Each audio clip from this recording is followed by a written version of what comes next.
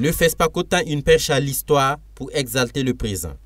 Sarawinia, cette figure légendaire et populaire dans la boucle du Niger, une reine qui aurait opposé une résistance aux colonisateurs français, sera le visuel de la 28e édition du Festival panafricain du cinéma et de la télévision de Ouagadougou, FESPACO. La capitale du cinéma africain accueillera du 25 février au 4 mars 2023 cette édition. Ainsi, le comité d'organisation a rencontré la presse le jeudi 1er décembre 2022 à l'hôtel de ville de Ouagadougou pour dévoiler le visuel du FESPACO 2023. La biennale se tiendra sous le thème « Cinéma d'Afrique et culture de la paix ».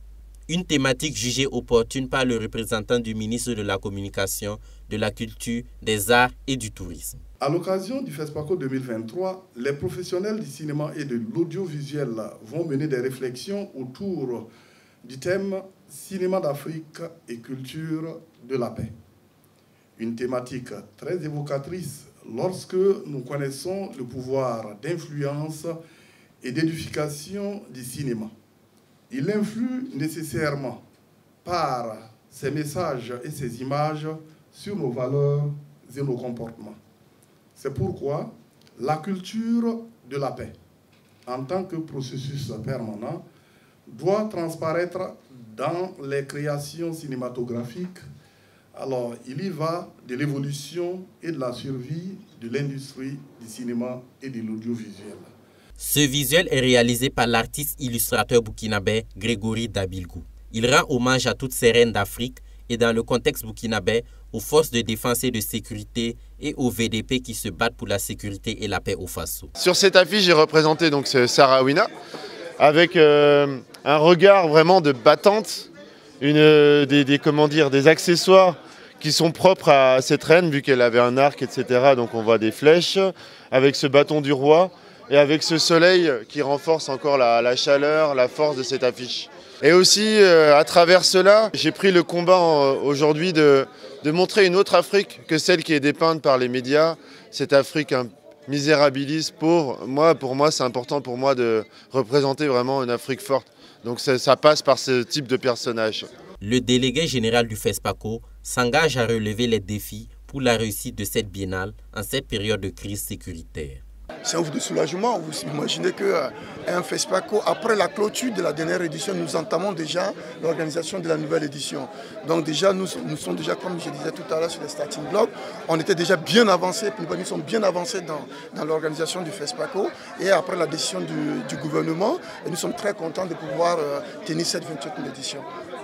Vous savez que l'année dernière, pour ne pas dire à l'édition dernière, nous avons apporté beaucoup de nouvelles activités. Et notre ambition cette année, pour ne pas dire à la nouvelle édition, c'est de pouvoir conserver ces acquis-là. C'était des gros moyens que nous avons déployés. Il fallait conserver ces acquis pour donner du contenu à ces acquis et d'avoir une organisation professionnelle aussi, afin que les professionnels du cinéma, afin que les amoureux du cinéma puissent être dans de très bonnes conditions, puissent voir de très bons films et de profiter de toutes les activités que offre le FESPACO. Les cinéastes présents à la cérémonie ont apprécié ce visuel. Pour Fanta Regina Nakro, la thématique représentée dans ce visuel est en phase avec leurs inspirations et montre le côté combatif de la femme burkinabé. Moi j'adore, j'aime bien pour deux raisons, parce que l'affiche elle est déjà belle. Et la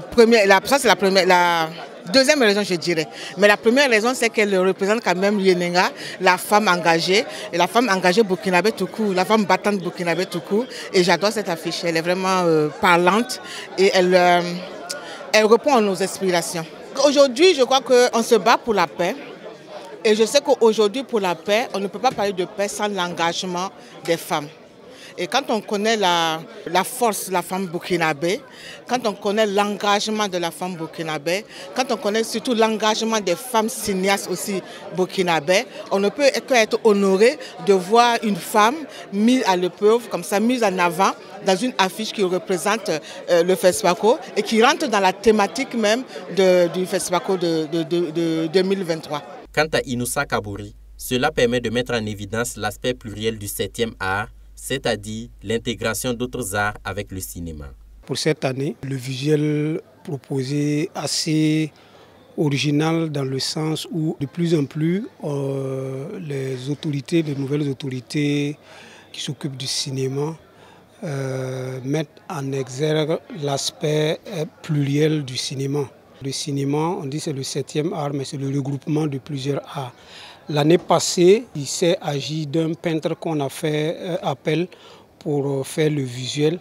Cette année, il me semble que c'est un dessinateur qu'ils ont appelé pour faire le visuel. Cette conférence de presse a été le lieu pour le directeur de cabinet du ministre de la Culture d'annoncer officiellement et solennellement le maintien de l'organisation de la 28e édition du FESPACO.